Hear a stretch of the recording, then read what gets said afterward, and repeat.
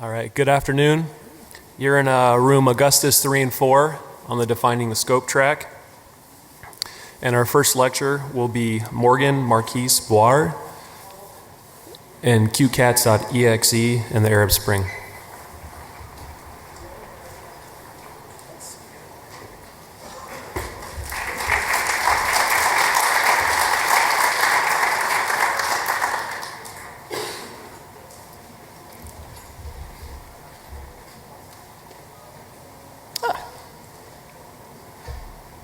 So, hello, and welcome to CuteCats.exe and the Arab Spring.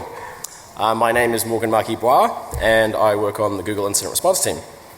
Today, however, I'm not here to talk about Google, but to discuss what appears to be the systemic use of phishing and surveillance malware as a means of suppressing dissidents during the so-called Arab Spring. Before I start, I'd like to point out that this is work that I've done mainly with the Electronic Frontier Foundation in San Francisco and with the Citizen Lab, which is a human rights, digital media, and global security think tank at the University of Toronto. So, without further ado, CuteCats.exe and the Arab Spring. The title of this presentation refers to a revolutionary wave of demonstration and protest occurring around the Arab world that began in December 2010. And also to a theory developed by Ethan Zuckerman in 2008. So, Mr. Zuckerman postulated that most people are not interested in activism, but mainly use the internet for surfing pornography and lolcats.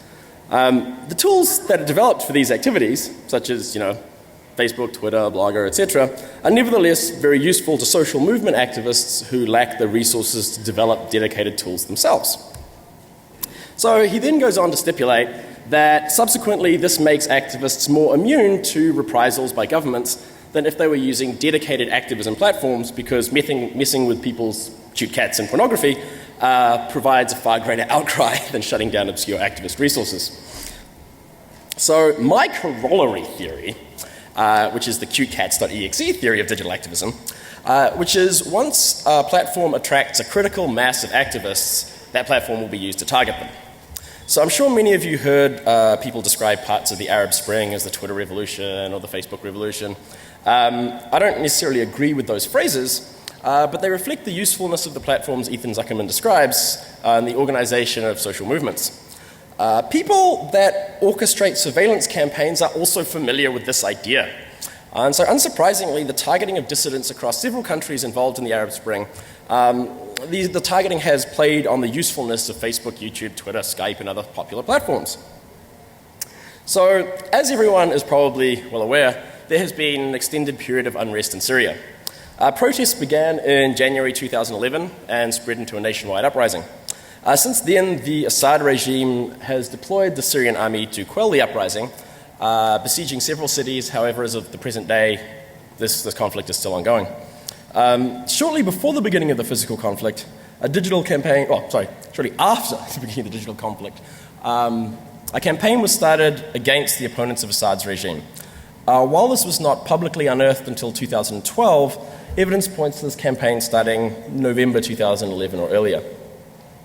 So, around Christmas of that year, a group of activists providing technical support to the uprising were arrested. One of their number remained unimprisoned, received a Skype message from one of his friends who had been captured, advising him to install a useful tool which would enable him to disguise his online identity from the regime's surveillance. Unthinkingly, he installs the software and then realizes upon reflection that this was probably not a great plan.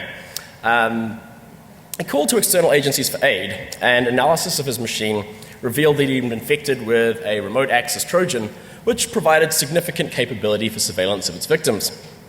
It allowed for logging of keystrokes, streaming remote view of his desktop, the ability to watch him through his webcam and listen to him through his microphones, as well as the ability to execute arbitrary programs. In addition to this particular Trojan, the machine was found to have been twice previously compromised several weeks earlier by the same actors. So, analysis of this computer and the malware continued through January, and on February 17th, CNN announced that computer spyware was the newest weapon in the Syrian conflict, and discussed the widespread hijacking of activist accounts and credentials, as well as the targeting of dissidents. Since this article, we have been able to track multiple persistent campaigns targeting opponents to the current regime in Syria. Their preferred methods involve targeting dissidents via Skype accounts of compromised friends, as well as targeting them through social networks used to organize the revolution. So, for instance, Facebook was a platform which was banned in Syria until February 2011. It has many pro-revolution forums and the profiles of prominent members of the Syrian opposition. In early April, the Facebook page of Burhan Ghalioun, a professor at the Sorbonne in Paris, and the leader at the time of the Syrian Opposition Transnational Council, was hit with a phishing attack. This led to his almost 6,000 friends and any visitors to his page being led to this website. So this is obviously designed to look affiliated with Facebook and offers a download under the words Facebook Security. Unsurprisingly, this download is malicious software with keylogging functionality. The malware was hosted on this compromised site, which was found to be hosting multiple Facebook phishing campaigns by the same actors, such as this one and this one. And while their campaign is noteworthy, both due to the compromise of Burhan Ghalioun and their terrible ability to mock up Facebook pages that don't look really legit, there have actually been a lot of campaigns hosted on hacked websites that have been documented over the last few months. While we've seen a steady stream of Facebook phishing attacks, we've also seen attacks focusing on Skype and YouTube. So many of you will have heard of the alleged recent suicide bombing of 3 senior military officials in Damascus. This campaign came out a couple of days ago. Emails were sent to Syrian pro-revolution mailing lists alleging that the site contained the final phone call of the Minister of Defense to his wife. It's been made to look like a Skype site, and when you click on this picture, it asks for your Skype credentials. So topical social engineering has been a feature of these campaigns. Earlier this year in March, someone started seeding pro-revolutionary forums on Facebook with these types of messages. It says, urgent and critical, video leaked by security forces and thugs, the revenge of Assad's thugs against the free men and women of Baba Amma in captivity, taking turns raping one of the women in captivity by Assad's dogs. Please spread this. Clicking this link led you to a fraudulent YouTube site. So a noteworthy feature of the Syrian revolution has been its use of YouTube. There have been many grisly and distressing videos posted from the conflict detailing the ongoing violence occurring in Homs, Hama, and other cities. The ability to display to the world the conflict occurring in a country where foreign reporting is largely banned has been extremely important. As you can see, this is a somewhat accurate mock-up of the pro-revolution Syrian channels that have sprung up over the course of the uprising, the major difference being that this site was hosted on the server of a hacked British hosting company. On visiting the malicious website, users would be asked for their credentials in order to be able to post comments, and the site would inform the users that in order to view videos, they would have to upgrade their Flash software. Naturally, this Flash software was malicious, and installed the surveillance malware I mentioned earlier, allowing remote listening and viewing of activities via their computers. This malware was sent data back to command and control domains inside Syrian IP space, and it's worth noting actually that all the campaigns I've documented so far have exfiltrated data into Syrian space, many of them to the same IP address. While this aspect of the campaign is not so stealthy, some of the social engineering employed has been quite compelling. This campaign featured malware which used the right-to-left override trick recently used by the Mahdi malware to masquerade as revolutionary plans for the formation of a high council after the revolution. Naturally, these documents installed a remote access toolkit.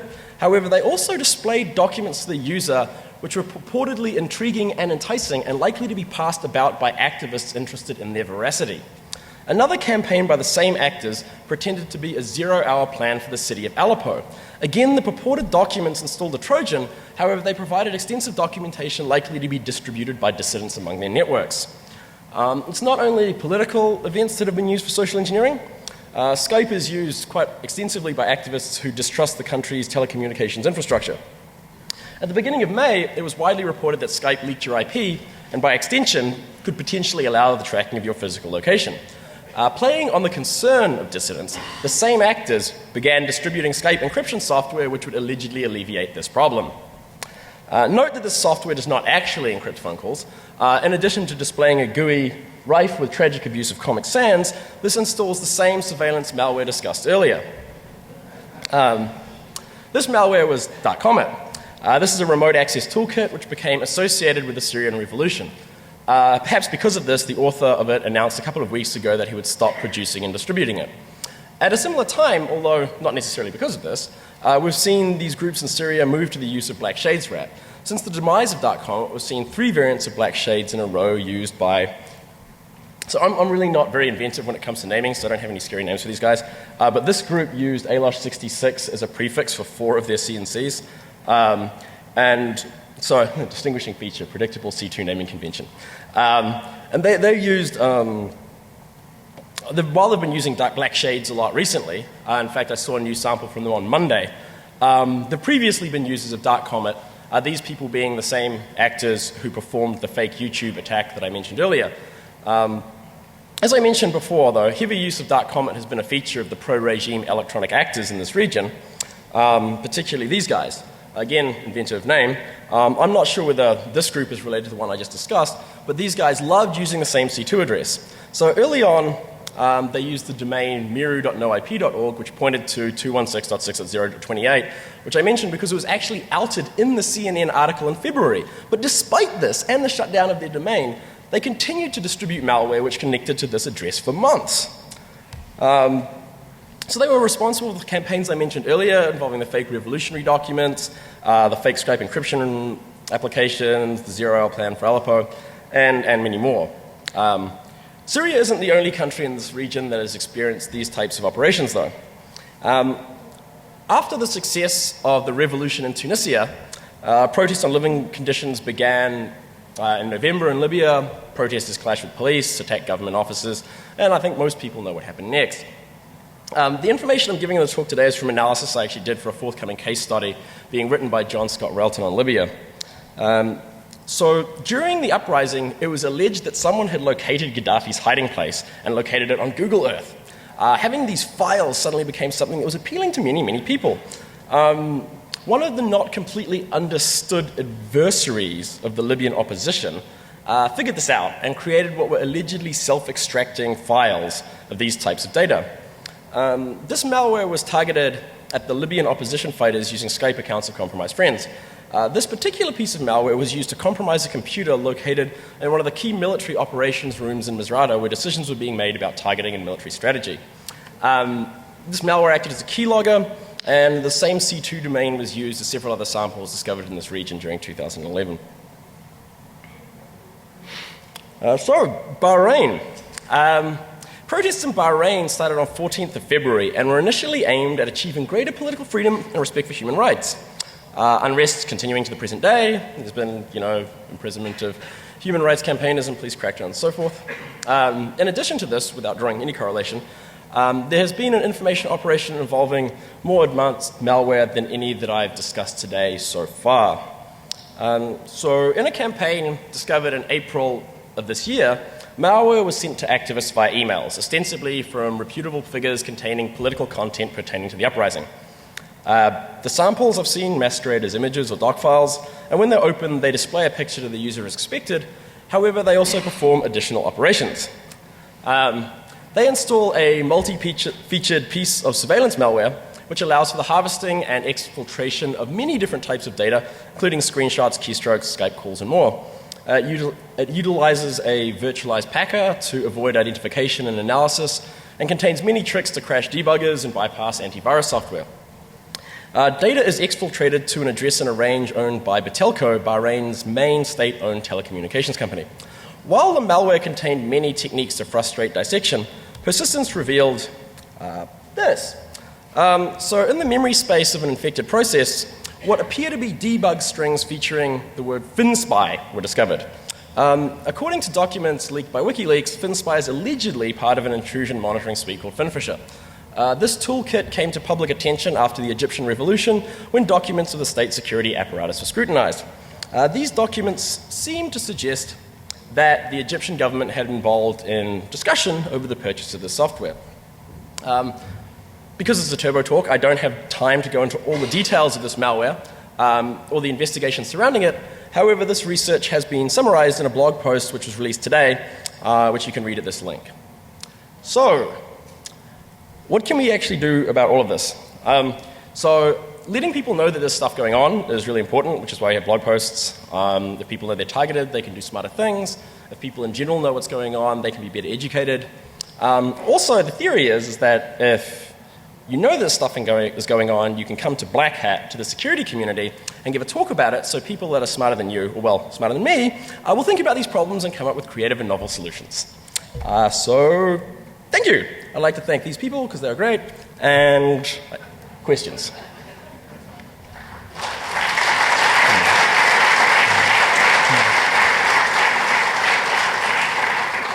I don't know who's in charge of time. Do I actually have time for any questions? Okay, cool. So are these off-the-shelf copies of these rats, or are they custom built for the purpose? They've all been built by a builder. I can't comment on whether that builder was custom modified or not. So he asked whether or not these were off-the-shelf copies of the rats or whether they've been custom modified for this purpose. So I haven't actually, some of these require purchase, and I haven't actually purchased them, so I can't comment on whether or not. Anyone else? Otherwise, we'll be on good time for the next 2 turbo talks. Great, thank you.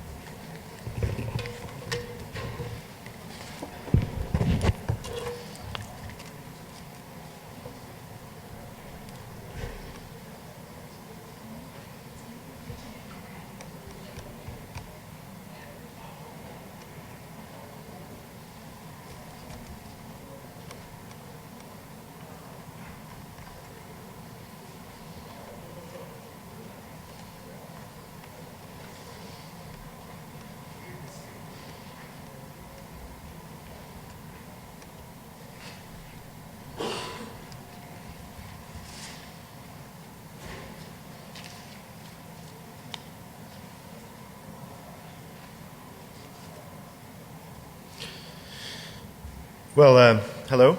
My name is Aaron Leverett, and I'm here to present on the last gasp of the industrial air gap. This is based on some research I did as a master's project at Cambridge under Frank Staiano and John Crowcroft.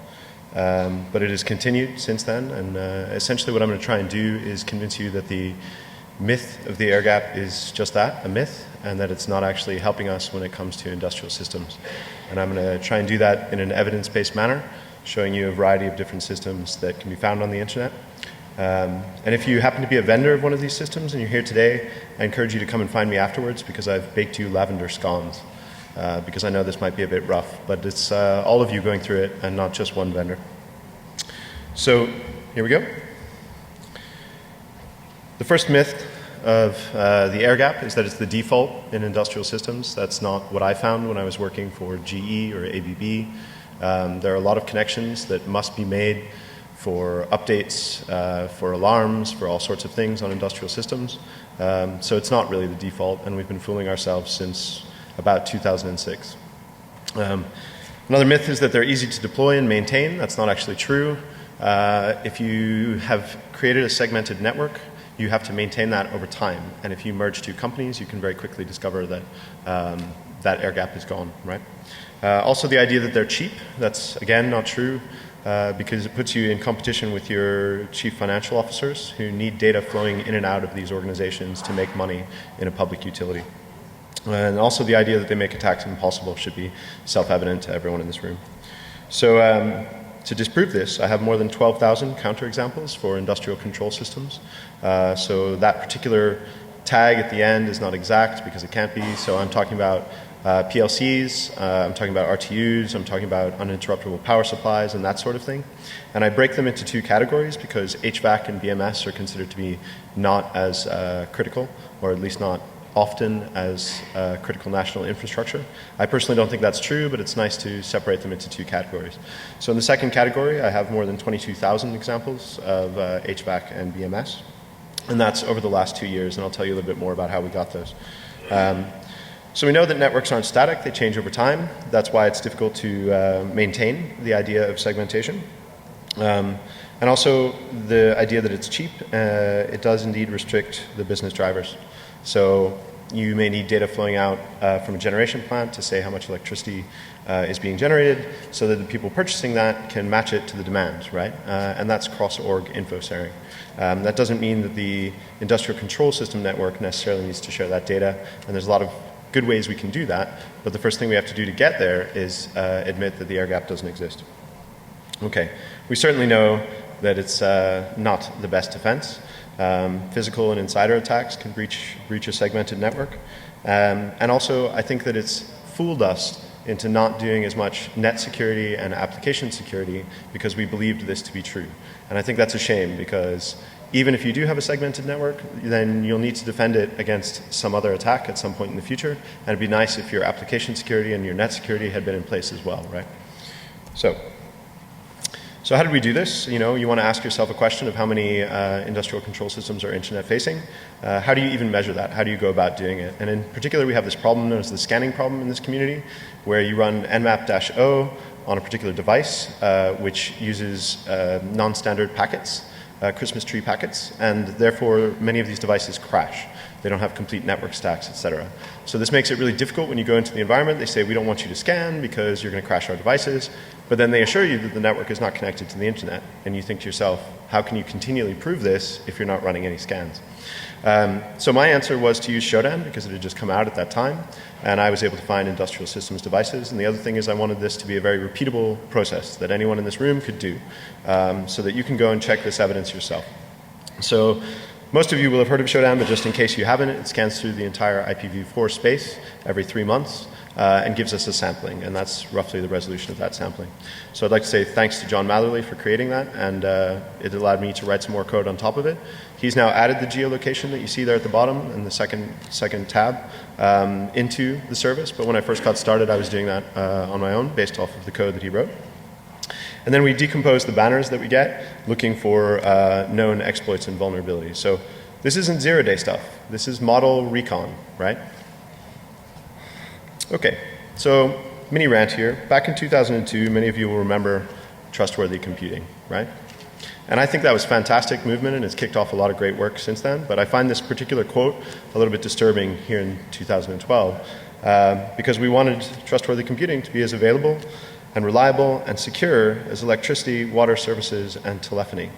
So by that definition, in my opinion, trustworthy computing is a success because the most popular operating system I encounter in these deployments is Windows 2000. So, you know, I don't have any problems with Microsoft. I think they've done great work, but this is what's running on your public infrastructure, and I think we need to progress that, right? Okay. So how did we know that these things were connected to the internet before we started? And the answer is, I read the manuals. And in fact, you can see right here in this manual that it's run over the public internet. And I wish this was the only example I have of this, but as you go through the manuals of these devices, you find this repeatedly. Some of the vendors are thankfully changing this practice and removing this kind of dialogue from their manuals, product manuals. And trying to look for different approaches. And that's what I'm trying to encourage everyone here to do as well, is have a debate with us about how to do this. Okay, so in the process of gathering all this data that I've talked about, we did some statistics. And we looked at the kind of HTTP use, right? So we'd like to see HTTP 401 authorization on initial contact with any page. Unfortunately, we don't. So, 26% use authentication at the initial stage of connection, right? So not only are they connected to the internet, they're connected to the internet badly. And in the videos I'm going to show you in a moment, you're going to see that. So some of them do authenticate afterwards, so I don't want to give you the impression that this is, a static picture. So you will hit authentication a couple points later. But this is for the initial contact with the page, right? And these pages are predominantly logins or configuration points on these devices. A lot of SCADA and ICS components, DCS, etc., use different protocols. So we weren't really looking at those protocols, right? This is the dumbest way we could do this. I wish that we had used Lambda expressions and something clever to find all this, but no, it was Shodan and strings, basically. So in a moment, I'm going to show you a video, but before we get there, I just want to kind of conclude some of these ideas. And basically, before 0 days are even written, before we write any exploits, we're failing as nations. And I don't just mean the USA, I mean globally, and it is a global problem, and you see some differences as you travel around the globe, as I've been lucky enough to do. So some countries have better generating capacity in the electric sector, and so they have less issues about reliability in a certain way, and that affects security in a different way. And I love talking about these things, but obviously a turbo talk is a little bit too short. So just to sum things up for you, 22,000 building management systems collected over a two and a quarter year period. That includes HVAC systems and uninterruptible power supplies, things that control doors, CCTV, heating to a building, cooling to a building, water, sometimes elevators, these kinds of things. 12,000 industrial control and UPS, uninterruptible power supply systems and devices. UPS systems are considered to be not very critical. However, they can be the backup for a hospital or data centers. We often find them in data centers. And while it might not be critical national infrastructure, you can do quite a lot of damage to a data center by playing around with the power supply. So these can be found in Showdown's results, right? This isn't clever stuff. This is Showdown, right? 52 queries. So I'm not even completist. This is just a rough sampling, a rough idea. Only 26% with the HTTP response of authentication, which is what we would really, really like. 53% had remote vulnerabilities in ExploitDB and Metasploit. So again, I'm just doing database lookups. I'm not even doing any analysis of the software itself. I don't pull local exploits because I already have trouble sleeping at night. So I just look at remote because it's kind of more meaningful. And default passwords and help files on the web page, I find that a little bit disturbing as well when you're talking about manufacturing infrastructure. And I just want to make this point. Passwords in 2012, right? For your critical national infrastructure. Does that bother anyone in here? Bothers me. So let's break out of this, and a lot of you will be here to see the tool that I actually wrote and what we can do with it. So let me show you some building management systems in a little video here. So you can see we're clicking on individual links. This is the visualization I created in my dissertation. And that takes us to the geolocated device.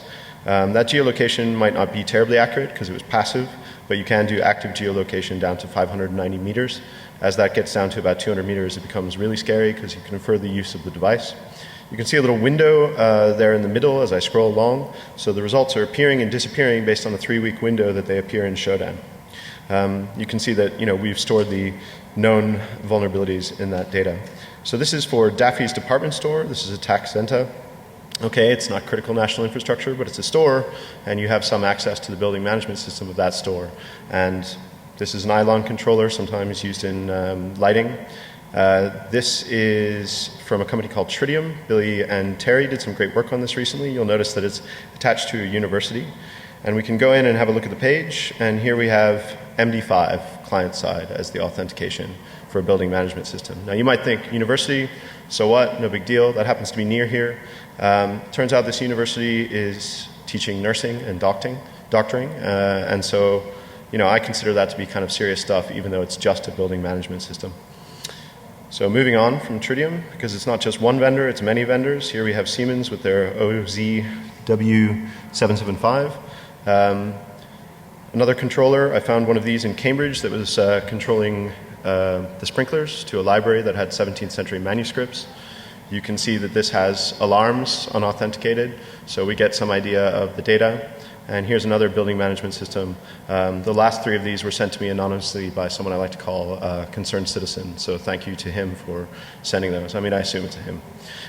So that's the video of building management systems, but I'm sure some of you are probably more interested in industrial control systems. So like I said, that was the less serious stuff from my point of view. So let me give you another little tour. This is the same visualization, but this time I've changed the map a little bit. So these are different queries, right? These are focused on PLCs, RTUs, this kind of stuff. And as you can see, global problem, right? So the red nodes denote known remote exploits or vulnerabilities, and the green no known at that time, which of course doesn't mean they're safe. For example, I believe Tritium may be having some trouble with some issues at the moment that haven't been published yet. Look, I've weaponized it. You can go to the link, click on it, have a look at this particular device. I believe these are controlling water treatment plants in Ireland. I don't trust the code, so I have to allow it to run. You know, this is clever SCADA stuff, right? It doesn't involve any web knowledge. You can see the admin user account is already enabled. Some of you may know a bit about, I don't know, PHP and so on. You might be able to find vulnerabilities in these devices with that sort of knowledge, if only you knew about them. This is a meter. You can see the password protection is disabled.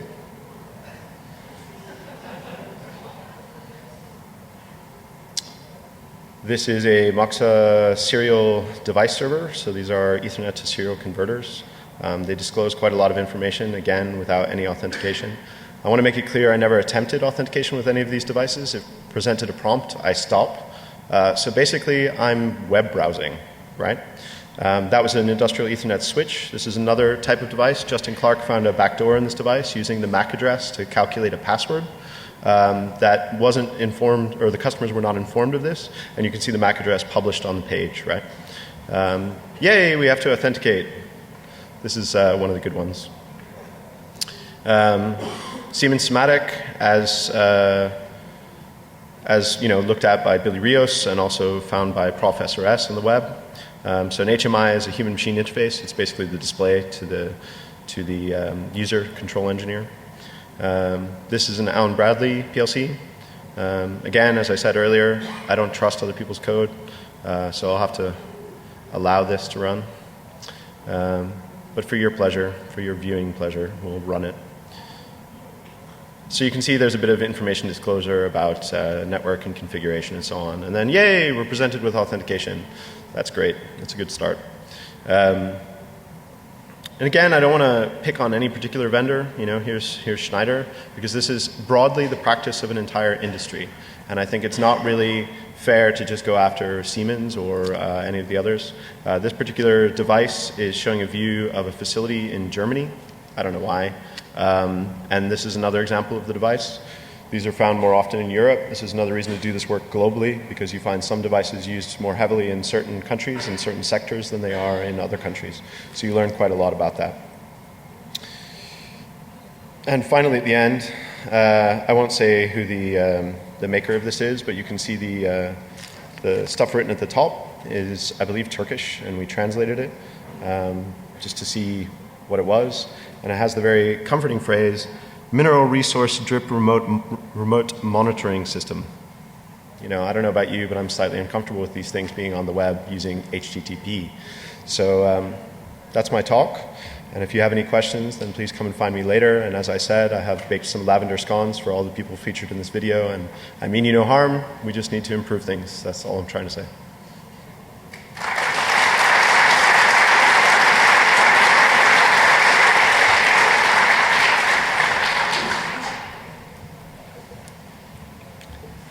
Do I have time for questions or no?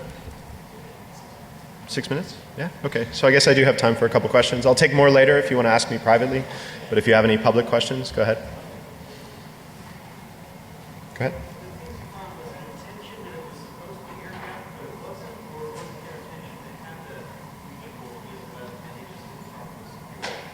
So the question is, can we determine intentionality in the devices that we found? And, you know, meaning, did they mean to put it on the web on purpose, or was it accidentally exposed in some way? And the answer is, we can tell to some degree. So for example, if it's got a host name, which you can see in showdown results, then you know they kind of did it on purpose, right? Occasionally, when you're looking at a device, you can see that it's got a local IP address, and then you know that it's been taken through a firewall, you know, on the config page. But we can't do that uniformly across all this data set. So it's really difficult for me to turn around and say 30% of these were on purpose and 70% weren't. However, in individual cases, you can see that, right? In my opinion, a lot of these were put on the internet on purpose, but without really realizing the risk that they were putting their business or organization or whatever to. A lot of times in process control environments, the goal is to keep the system up and running at all costs. And there's not always thought about the longer term consequences. Although I find these engineers to be very clever and very caring about lots of important stuff, this is new to a lot of them. Question? Why don't you think more in this day and age, take security for example, like Siemens and some of the other, these are big companies, not like mom and pop shops, so you can get it. Right. So the question is, why do some of the big companies not take security more seriously? I think they're beginning to, and I'm seeing evidence of that, and I'm very pleased about that. But that's one of the reasons I'm here today to talk about the air gap. I used to work for GE Energy in quality assurance, and I did a bunch of work for them and enjoyed it. And one of the things I came across was, let's do some security testing, right? No, we don't need to. It's never touching the internet for 5 years. And then I got tired of that, and it was time to progress things. So my point is, the engineers wouldn't let them scan, so you didn't necessarily know what your assets were. That made you blind. Then the vendors truly believed that no one was ever putting their stuff on the internet, even though they were creating web-enabled embedded web devices and so on. They truly believed that, right? And it's this kind of crazy schizophrenia I'm trying to combat. And so because they believed that, they didn't spend as much time doing security engineering, which we'd like to see, right? Any other questions?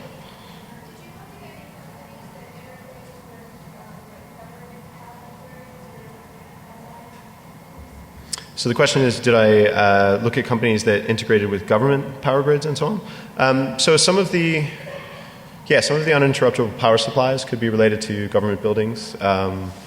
It's hard to tell, especially when I've just got like IP address and host name and so on. So I didn't go specifically after any companies that did that. Like I said, I'm trying to paint a picture of the industry as a whole instead of picking on anyone. But we could. And certainly, from the Washington Post article about Billy Rios and Terry McCorkle, it looks like tritium products are used kind of widely in government circles. But I mean, industrial systems are used by everyone, right? Government included. So, and even 2006, I was just reading an Army manual about securing industrial systems. In 2006, it was all EMP shielding and protecting against surges and RF protection and all this kind of stuff with make an air gap was pretty much the only digital security step in there. So even 6 years ago, this was considered best practice by the Army, right? So, does that answer your question, though? Yeah.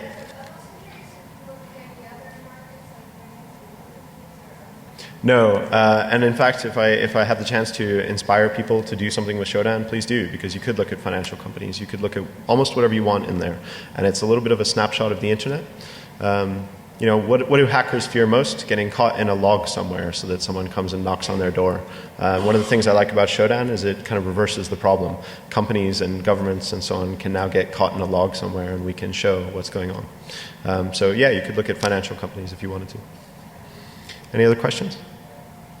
I think I've used up my 6 minutes, so thank you very much again.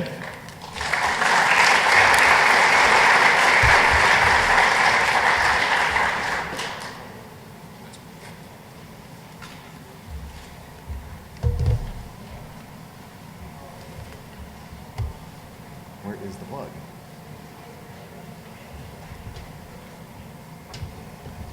Am I missing the plug here?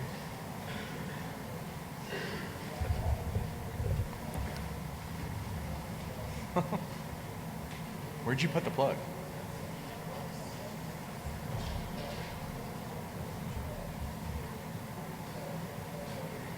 Paul, do you know where it is? Saw one was up here earlier, but now it's DB25. There, drop down. Thanks.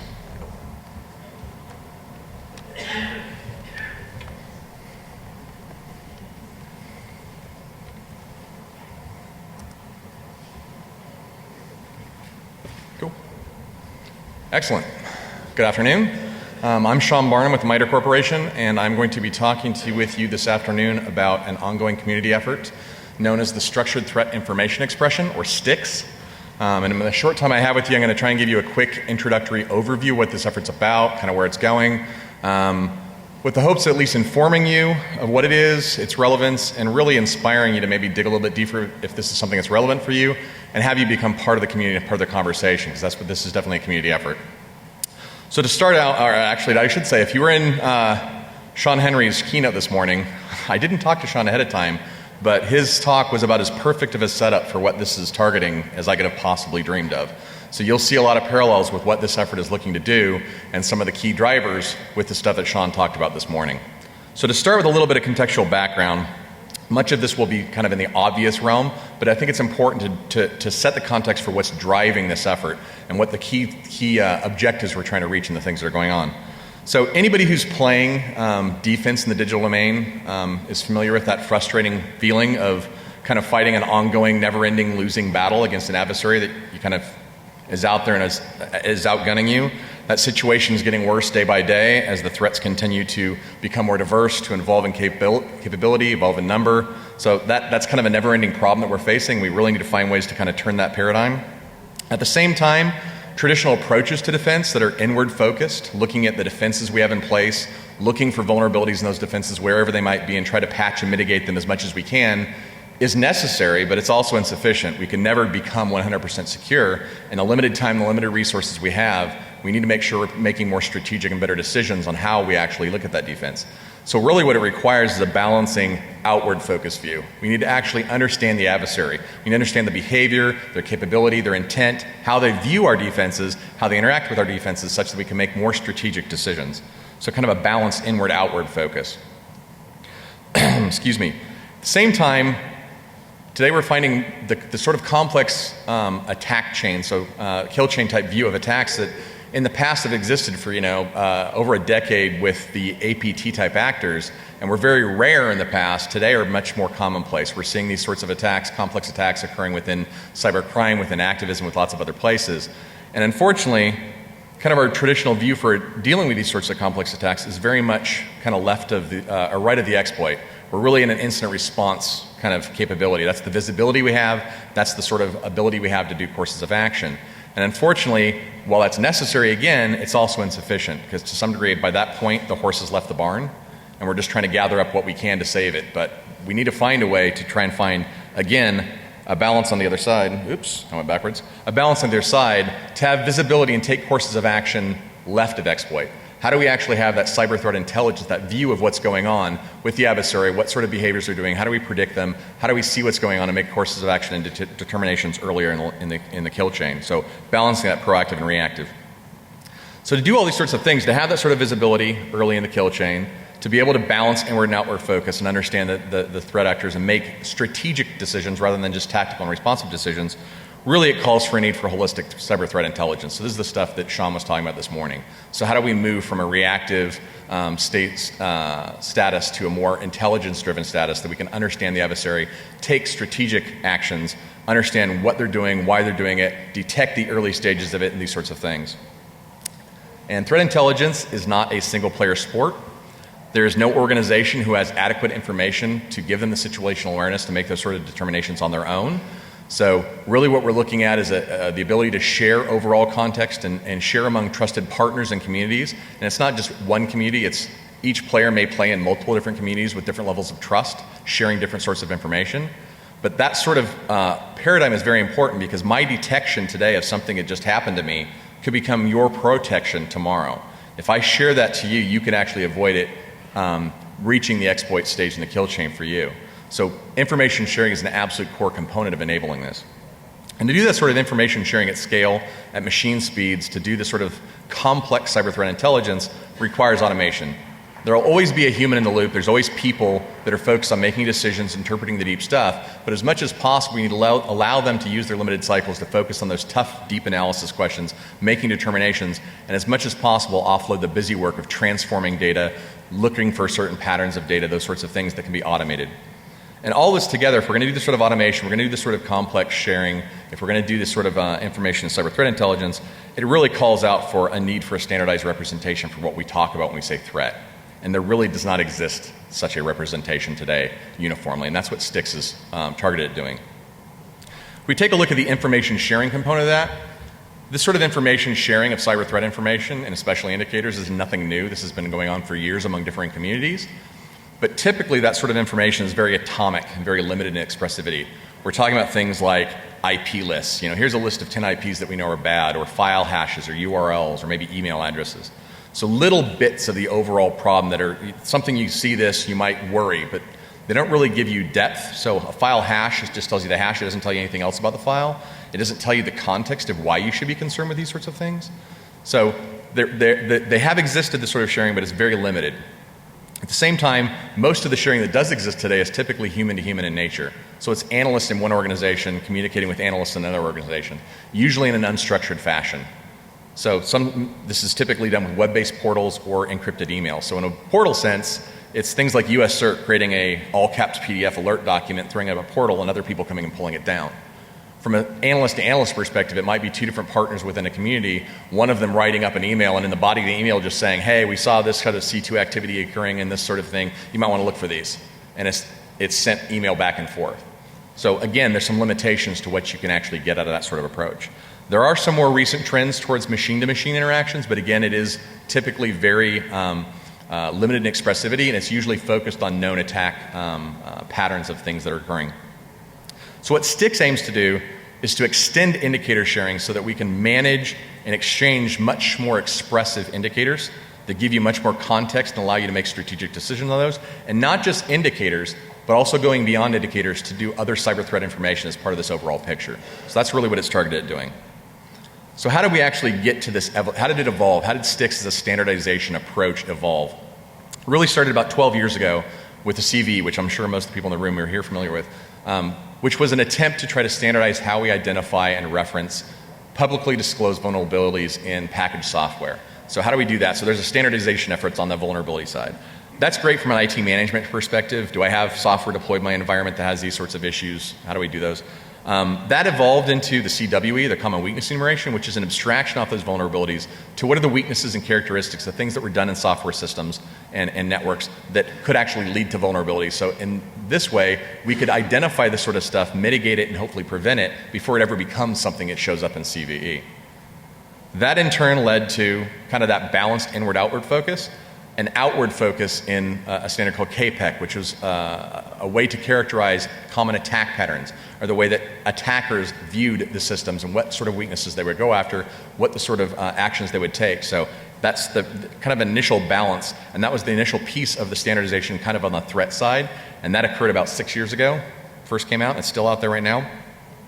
But those sorts of patterns are inherently abstract, and there's a need to get a little more detail and actually also characterize automation of attack, and that led to a standard called MIC, which if you're familiar here is a language for characterizing malware behavior, so describing how malware acts. And KPEC and MIC both together kind of started to flesh it out, but they actually had an underlying need as part of what they were doing to have a standardized representation for this concept of cyber observables. So what are the events or the stateful measures in a cyber domain, things like file hashes or an event like an HTTP GET being received? These sorts of things are absolutely core to being able to describe the actions of malware. They're also important if you want to adorn attack patterns and you say an attacker does a certain step, what would that look like in the real world? So out of this grew a standard called CyBox for representing cyber observables in a standard way. CyBox has been used for those uses. It's also currently a key piece of an ongoing effort to standardize digital forensics analysis results of these observables and using that as a piece. And then it also really is kind of the key piece of when we talk about indicators and threat indicators. A threat indicator is saying when you see this, it indicates something else. So it became this evolution of saying, okay, well, if we have a way to describe observables, what we really need to do is be able to exchange threat indicators and what those observables mean. Well, unfortunately, there really wasn't a standard way of doing this. There are some different things that fit different parts of the puzzle, but there really wasn't a way of doing this. This led a community of threat intelligence and incident response experts who interact on a list called IDXWG. It's been around for about 2 years. It's about 200 plus different practitioners that are part of this community, to begin working about 6 to 9 months ago on trying to work to standardize some sort of representation for indicators. And one of the first things they decided is if we're going to talk about indicators and it's about observables and the meaning, why don't we start by basing this stuff on top of CyBox? So let's use CyBox as the foundation for the observables, and then let's all talk about what the other stuff needs to be, the context. What does this observable mean? What is the handling guidance? How do I provide you all that other layer of information? And they quickly came across the first challenge in that among this diverse set of experts, there was no common consensus on what an indicator was. Some communities, some organizations feel that an indicator is literally those atomic things. Here's an IP address, here's a file hash. Other communities share much more rich things. They actually say, here's the observable, here's the piece of malware that I found it's in relation to, we've seen it as part of this campaign, we think it's part of this threat actor, we saw it in these incidents at this organization, so much more rich stuff. And so as we try to work as a community to try to define a common representation, we were spinning ourselves around an axle because we couldn't come to an agreement on what we were standardizing. So the community went through several iterations to try to define what is in scope for an indicator and what is out of scope for an indicator. And from those iterations, we came to a clear consensus of the minimal set of things that were part of an indicator and all the stuff that was outside. But in that discussion, we discovered that all that stuff that was outside was very important for what's inside the scope. And so we began to have the discussions about framing how all those different pieces fit together in an overall cyber threat information architecture. And so that out of scope for indicators led to the stuff around indicators and defined an architecture. And that architecture evolved into being what is today STIX. So that's kind of where it came from a history perspective. So what is STIX? STIX is a language. It's not a policy. It's not a program. This is not somebody saying how you should do things from a cyber threat intelligence. It's not telling you what you have to share. It's not government sucking up data. It's purely a language for specifying, capturing, characterizing, and communicating cyber threat information. So it's a language that can be used for all those things, but it's up to you how you want to use it. It's purely the information layer of describing the things that you want to talk about. It is community driven. It's not a commercial product vendor building something and telling you this is the right way to do things. It's not a government group going into a back room and coming up with the way you're supposed to do things. This is a community of people within industry, within government, within academia, both nationally and internationally, who are part of this discussion. And really it's trying to get consistency and clarity when we talk about cyber threat information, and ultimately lead to the ability to automate many of the things that we're talking about. So one of the key points that Sean mentioned this morning is if you want to act at machine speed with this sort of information, you cannot possibly do that without automation. And so this is trying to enable that sort of automation. So I'm not going to go into a whole lot of detail on the use cases. This is a very, very high level of use cases that STIX is looking to target. Many of these different key bubbles can be drilled down very deep. But really, overall, what it's trying to support is cyber threat analysis. So how do actually the cyber analyst, looking from data coming in from shared communities, from the operational space, from the sensors that are out there, how do they make sense of what's going on? How do they understand what campaigns may be going on, make determinations of meaning, identifying key things you might want to look for in an operational context, all of that sort of activity, feeding into identifying indicators. So here's something that's of use and here's why it's of use. Those indicators feeding into the actual cyber threat detection capabilities within an organization, which may lead to incident response, but also sharing other courses of action that may be preventative in nature. So if we have that ability to see the full picture, we may be able to identify things pre-exploit in the kill chain. So that sort of information. Those indicators not only go inside the organization, but they can also go to a use case for sharing. And there's some cyber decision makers who come into play, defining policy of saying, of all the stuff we know, what do we want to share with who, and how do we actually reach trust arrangements with those organizations, and how do we define what they're allowed to do with it. So all of these sorts of use cases together is the aggregate that STIX is looking to try and support. Not only each piece of these use cases, but as an integrated whole, how they fit together so they can work together in a coherent fashion. So to do that sort of across use cases, there are some guiding principles. First and foremost is expressivity. So we're trying to find ways to express all the things you're going to want to describe to support those use cases. That can lead to initial reactions sometimes that something's very big and complex, but there's a balancing principle, which is flexibility. Everything in the language is optional. So for any given use case or any given instance of a use case, you can use whichever elements are relevant and use only those, or whichever ones you don't want to. Wherever possible, there are adequate consensus standards for representations that need to be there. We try to integrate those in, so we integrate in a wide range of different standards, including many of the ones I just named in the history of this stuff. There are extensibility points built in so that we can actually grow this stuff going forward, so it can be used in specific domain use cases and things like that. It's obviously built for automatability, and as much as possible, the language itself, not the content of the language, but the language is built in a way to try to be readable and understandable rather than overly complex for people, since this is in an emergent stage as we're trying to discover the things we know and we don't know and pumping real data into it. So, I'm not sure how readable that is, but the architecture as it exists today, so what is STIX? Today it consists of an architecture of 8 key constructs. Kind of the most obvious of those is incident. So this is the foundation of most traditional security operations and this sort of thing from a threat perspective. So incidents being able to capture the description of what's going on, the location of effect, the related indicators that may have led to it, what sort of TTP and actions were being leveraged, the intent, impact, courses of action, these sorts of things. Another key construct is this idea of indicator, which led to this architecture. It defines valid time windows, certain observables that you're looking for, and then also the context for those observables, what sort of TTP may be associated there. You can assign certain indicators and adorn them with kill chain references for where that's done. You can also capture inside of here structured mechanisms for testing for these sorts of observables. So if there are observables dealing with network type stuff, you can do snort signatures, URS signatures, oval, whatever you want inside of these things. It's also about, obviously, the observables. It's about TTP, so a common structure for describing this concept that's been around for a long time of TTP. But whether that be behaviors in the form of attack patterns, malware, exploits, whether that be resources and the tools that are used by an adversary, whether it's the infrastructure being used, targeting information, who are they going after, is it certain individuals, organizations, certain kinds of information systems, all the sort of thing, as well as references to what sort of exploit targets they're looking to affect. So that's the other key one of the other key constructs here. So from a vulnerability perspective, is it CV references OSVDB? We also incorporate CVRF, so you can actually define 0 days and other things that haven't been reported. Weaknesses, configurations, and then references to potential courses of action.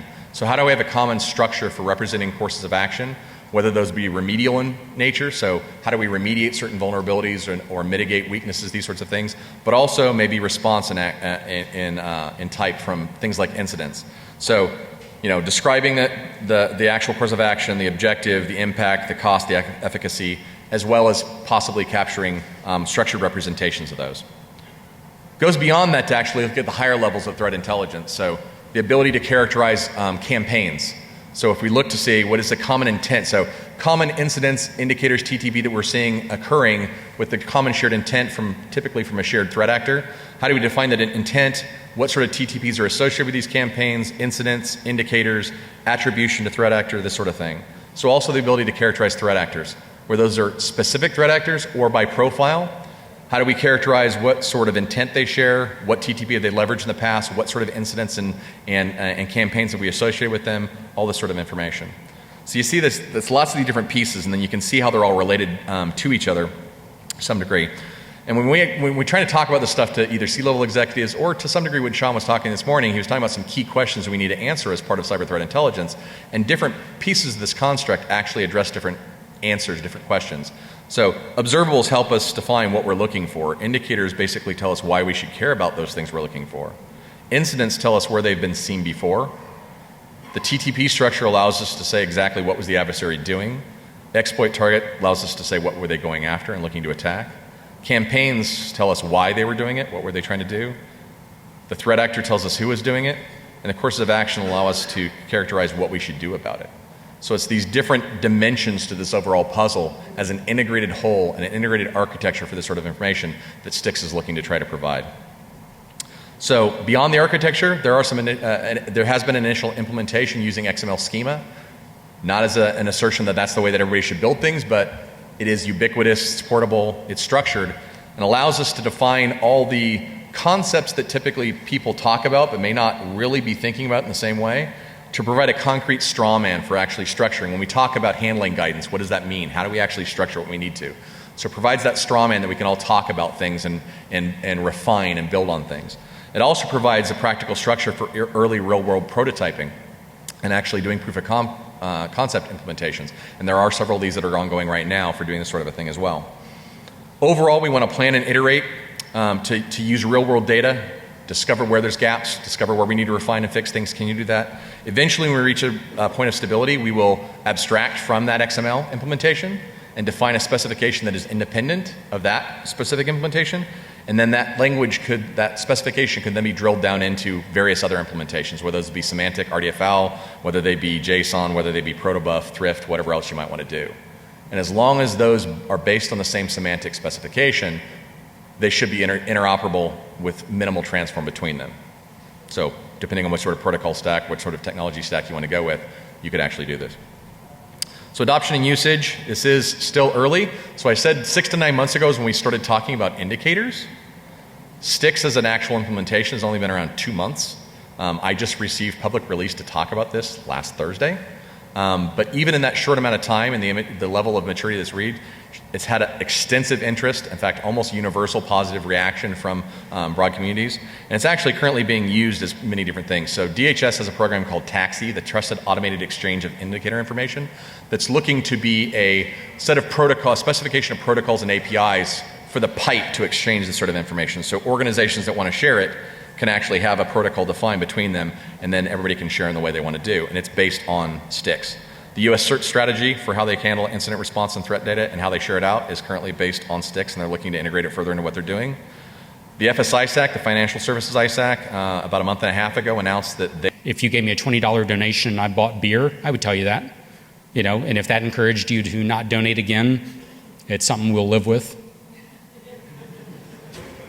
Yeah, that's the thing. We'll tell you exactly what's going on and we'll live with the consequences. Any other questions? I will be here all week, so if you don't want to embarrass yourself or you have a fun question that needs more discussion, track me down. I'll be here for the next few hours. I will be at B-Sides all day tomorrow, and I will be at DEF CON up till Sunday afternoon or so. Until then, expect us eventually.